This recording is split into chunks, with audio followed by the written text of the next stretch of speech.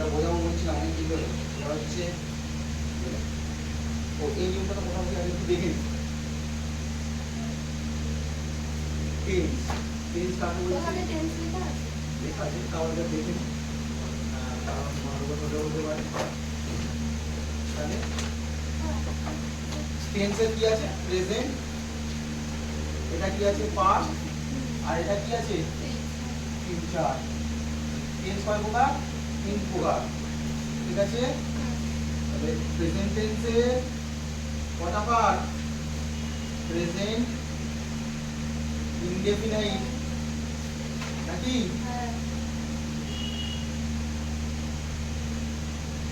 Present continuous, হ্যাঁ present perfect. এত গন্ডগোল করছিস কি করে? Present perfect continuous. তাহলে টেন্স কয় প্রকার? Present indefinite, present continuous, present perfect আর প্রেজেন্ট পারফেক্ট কন্টিনিউয়াস। অনুরূপভাবে পাস্টেরও তাই নাকি না? শুধু পাস্ট নামগুলো একদম, পাস্টে শুধু নামগুলো আলাদা। পাস্ট ইনডেফিনাইট হবে, পাস্ট কন্টিনিউয়াস হবে। আমি আমি শর্টকাট লিখলাম, হ্যাঁ, কারণ কি কন্টিনিউয়াস লিখলাম। তারপরটা হবে পাস্ট পারফেক্ট আর পাস্ট পারফেক্ট কন্টিনিউয়াস। ফিউচারও তো অনুরূপভাবে তাই, শুধু ফিউচারটা বলতে একদম ফিউচার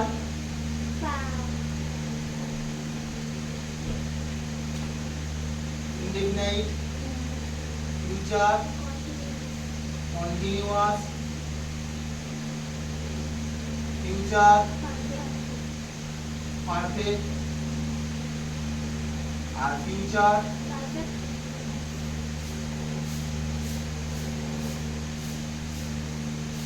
পারফেক্ট কন্টিনিউয়াস, হ্যাঁ কি না? Future indefinite, future continuous, future perfect আর ফিউচার পারফেক্ট কন্টিনিউয়াস। তাহলে এই যে টেন্স ফ্যামিলি, এই টেন্স ফ্যামিলিটাকে যদি আমরা একটা ফ্যামিলি বলে ধরি, আগেরবারে বলেওছিলাম যদি ফ্যামিলি ভাবে ধরি, টেন্স নামে একটা কি ছিল?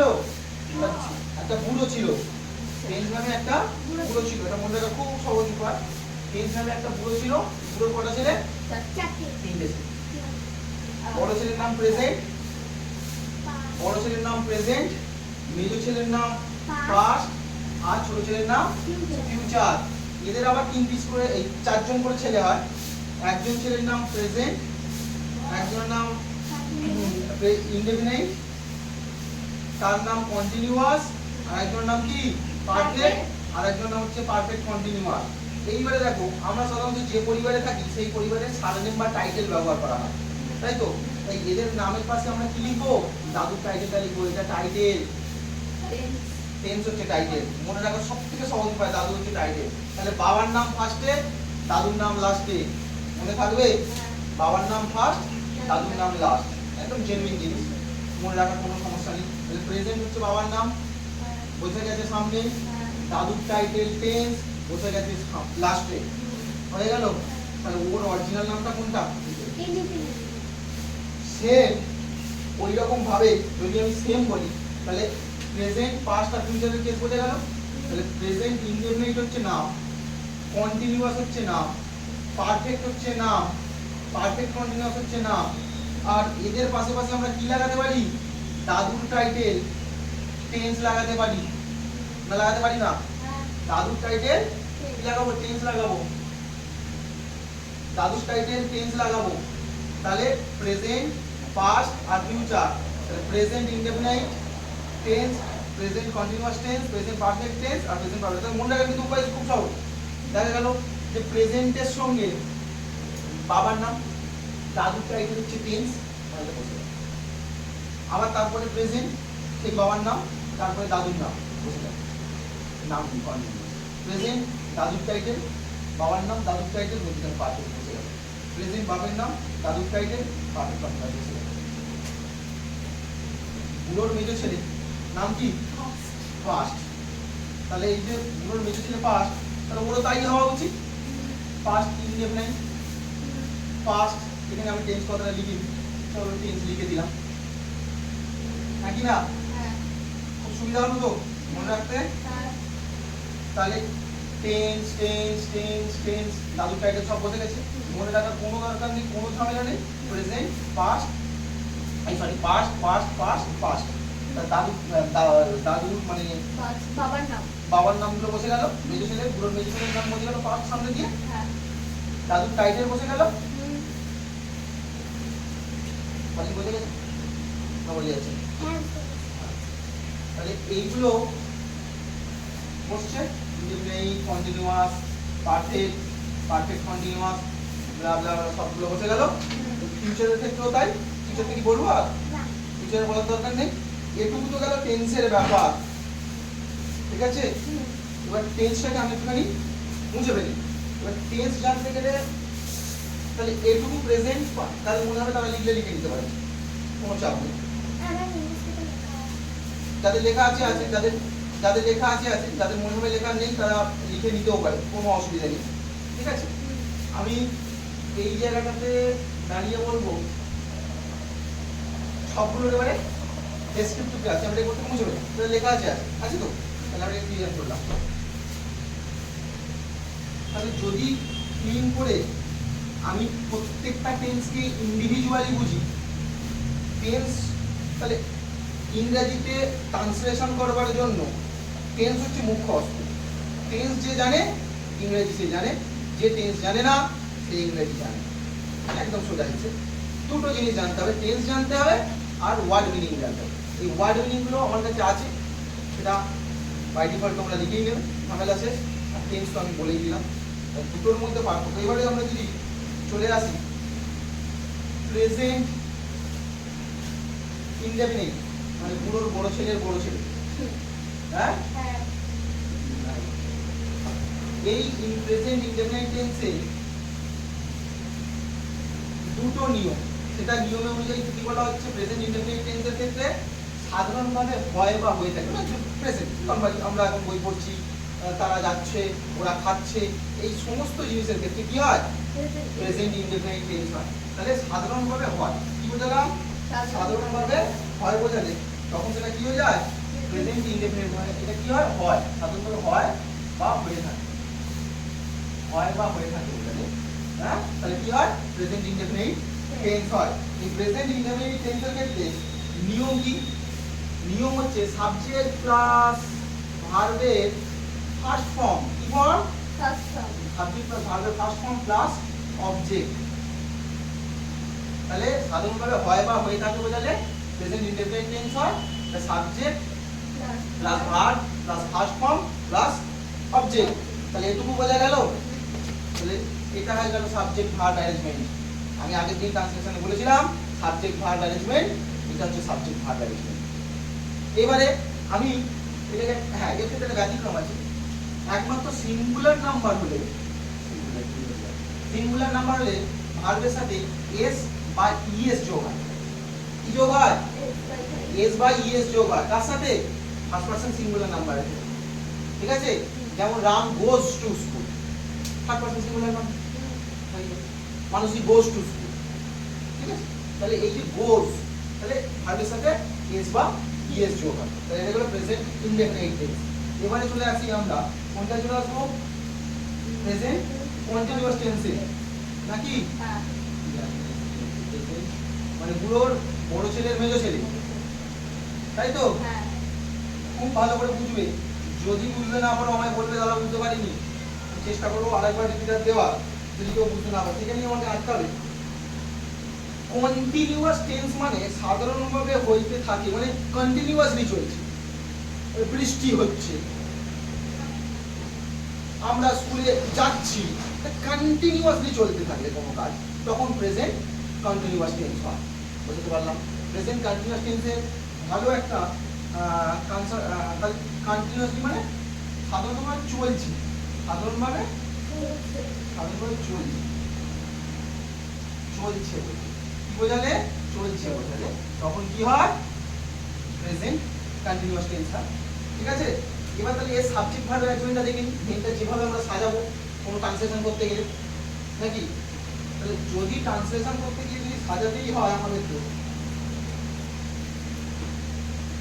যদি সাজাতে হয় তাহলে কিভাবে সাজাবো?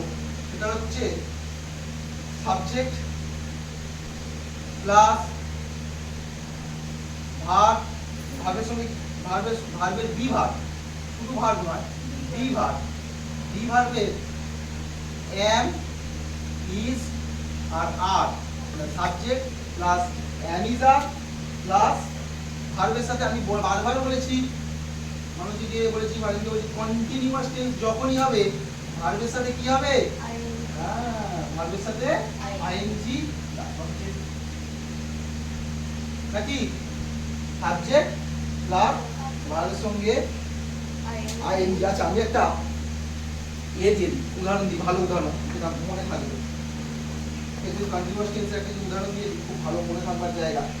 যেমন আমি একটি বই পড়িতেছি, আমি একটি একটি বই পড়িতেছি, তাহলে কি হবে? কি হওয়া উচিত? হ্যাঁ, তাহলে আমি একটি বই পড়িতেছি, তাহলে আই এর সাথে কি যায়? অ্যাম, রাইট, আই অ্যাম রিডিং। বুড়োর সাথে বুড়ি যায়, আই এর সাথে অ্যাম যায়, এটা মনে রাখবে। বুড়োর সাথে বুড়ি আর আই হলেই অ্যাম, অন্য কোনো কিছুই আর অ্যাম যাবে না। বুড়োকে নিমন্ত্রণ করছে অনুষ্ঠানে, বুড়ি ঠিক চলে যাবে, বুড়ি তার বলতে লাগে, কি দাদা অনুষ্ঠানে যাবে? চলে যাবে। আর বুড়ি বলে না, আমার নিমন্ত্রণ হয়ে গেছে, বুড়ো নিমন্ত্রণ মানে আমার হয়ে গেছে।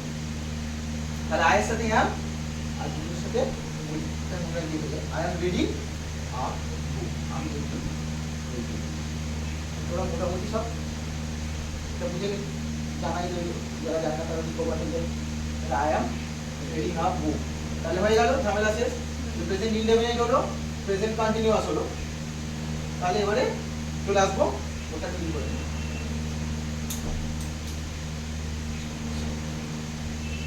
ইনডেফিনিটের পর কি আসছে? Present perfect.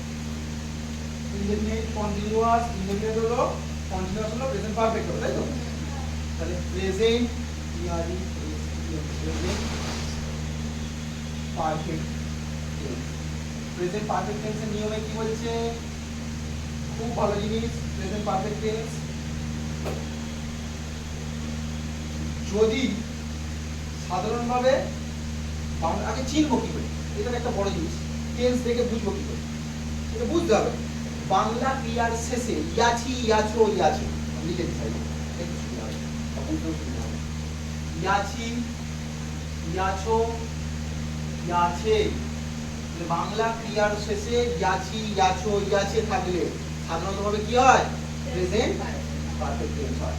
প্রেজেন্ট পারফেক্ট টেন্সের এবারে তাহলে বুঝতেই পারলাম, কোনো বাংলা শেষে দেখলাম রামবাবু কাজটি করে আছে, তাহলে ইয়াছি যখন ঢুকছে তখন তাহলে রামবাবু কাজটি করিয়ে আছে, বা দেখা গেল আমি বললাম যে অঙ্কিতা কাজটি করিয়ে আছে, হতে পারে।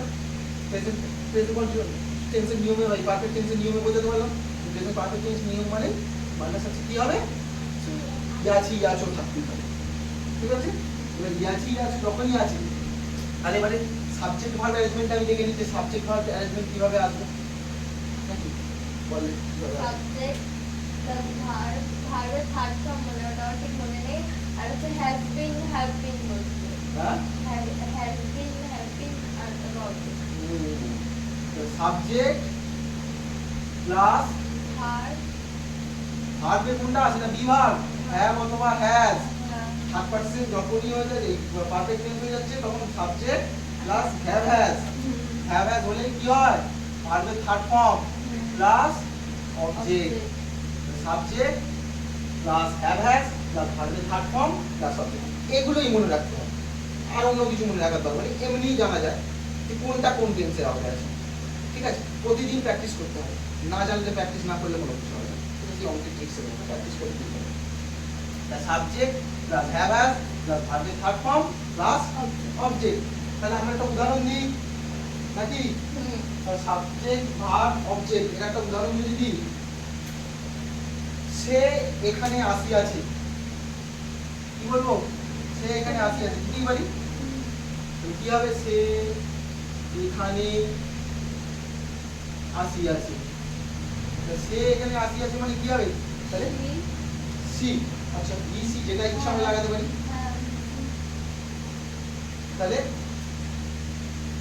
হি বা সি যেটা ইচ্ছা হ্যাজ কাম তারপরে তাহলে সে এখানে আসিয়াছে হি হ্যাজ বা she has come here has হলো কেন তাহলে হ্যাভ তো হতে পারতো আমি তো বলেছি হ্যাভ হ্যাজ দুটোই হবে তাহলে হ্যাজ না হয় হ্যাভ না হয় হ্যাজ হলো না হ্যাঁ থার্ড পারসন সিঙ্গুলার নাম্বারের ক্ষেত্রে আমরা হ্যাজ বলবো যাদেরকে আমরা চিনি না জানি না বা যাদেরকে আমাদের কোনো জানা নেই তাদের ক্ষেত্রে কি বসবে হি বা সি এর ক্ষেত্রে যাদেরকে আমরা চিনি না জানি তাদের ক্ষেত্রে থার্ড পারসন সিঙ্গুলার নাম্বার হলে হ্যাজ বসবে আর বাকি সবার ক্ষেত্রে কি বসবে হ্যাঁ তাহলে মনে থাকবে প্রেজেন্ট ইনডেফিনিট হলো প্রেজেন্ট পারফেক্ট হলো আর একটা কি হবে present perfect continuous PRESENT present perfect continuous ঠিক আছে পুরো বড় ছেলের চতুর্থ ছেলে মানে 4 নম্বর ছেলে সেইগুলোর বাবার নাম পুরো টাইটেল বুঝা গেছে আচ্ছা এটা এবারে জানবো এটা কিভাবে হচ্ছে চিনবো কি করে অতীতে কোনো কাজ শুরু হয়ে এখনো চলছে মানে আমি পড়তে বসে আছি এই যে অতীতে শুরু হচ্ছে এবং এখনো চলছে তখন এই জিনিসটা চলে আসবে প্রেজেন্ট পারফেক্ট কন্টিনিউয়াস টেন্স বুঝতে পারলাম ব্যাপারটা প্রেজেন্ট পারফেক্ট টেন্সে বোঝাতে পারলাম অতীতে শুরু হলে আর এখনো চলিতেছে মানে অতীত থেকে শুরু হয়েছে আমরা এখন মানে বৃষ্টি চলিতেছে মানে অতীতে শুরু হয়েছে এখনো চলছে তখন তাহলে প্রেজেন্ট পারফেক্ট কন্টিনিউয়াস টেন্স এর সাবজেক্ট ভার্ব অ্যারেঞ্জমেন্টে চলে আসি তাহলে এর সাবজেক্ট ভার্ব অ্যারেঞ্জমেন্টের ক্ষেত্রে সাবজেক্ট প্লাস আমাকে কি বলছিল হ্যাভ বিন অথবা has been subject plus has been verb বসে গেল তার সঙ্গে কন্টিনিউয়াস টেন্স বলেছিলাম কন্টিনিউয়াস টেন্সের ভার্বের সাথে কি হয় ভার্ব প্লাস আইএনজি ভার্বের সাথে আইএনজি প্লাস অবজেক্ট বোঝাতে পারলাম তাহলে অতীতে কাজ শুরু হয়েছে এখনো চলিতেছে বোঝালে তখন সেটা হয়ে যাবে present perfect continuous tense subject plus have been has been plus ভার্বের আইএনজি প্লাস অবজেক্ট এবার তাহলে আমরা একটা উদাহরণ দিই আরো ভালো বুঝবো থাকি না তাহলে উদাহরণ যদি দিই আমি 5 দিন যাবত জ্বরে ভুগছি আমি 5 দিন যাবত জ্বরে আর এই বলে দেখি ভুগিতেছি আমি 5 দিন যাবত জ্বরে ভুগিতেছি তাহলে এই যে তেছি নেছো মানে অতীতে শুরু হয়েছে তো তাহলে এখনো চলছে তাহলে অতীতে শুরু হয়ে এখনো যদি চলে তাহলে কি হবে আমি বলেছি তখন টেন্সের আওতা কোনটা present perfect continuous tense tense জানতে হবে টেন্স না জানলে আমরা ইংরেজি পারবো না কেজি বলে আমি টেন্স না জানি ইংরেজি করতে এসেছি মূর্খামি করতে এসেছি তাহলে এই মূর্খামি করবার দরকার তাহলে আমি 5 দিন যাবত জ্বরে ভুগেছি এই 5 দিন যাবত জ্বরে ভোগা তাহলে